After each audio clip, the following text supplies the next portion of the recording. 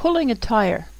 Now that we've got the harness on, and I've walked her around quite a bit over several sessions with the harness on, we need to do something with it, so we're going to pull a tire. I've made a swingle-tree out of some thicker polythene pipe and drilled some holes in the end and made some loops so that I can tie the traces to the tire. I could probably have the little rope pieces a bit shorter so the tire isn't so far back. But she seems to cope okay with this. Just have to watch it when we go around corners. We do a lot of transitions. And notice here I take the corner a bit too sharp and we run into a bit of an obstacle here. And I think it's really important to have these sort of upsetting type things happen in a controlled environment.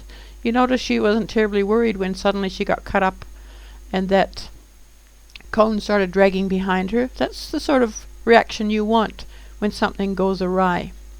So if you can set up simulations of tricky things to happen, so much the better. Now I've put on the reins. At first you might notice I was just leading her because she's used to me walking with her. Gives her confidence to see me there. Now I've put on the reins.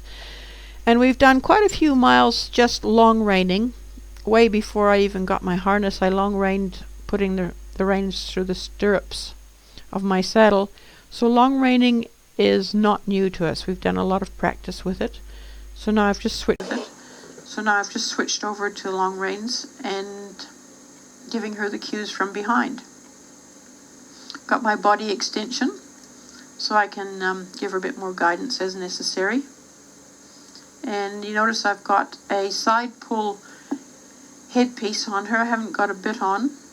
I haven't seen the need for a bit yet. I might one day, but at the moment she's fine.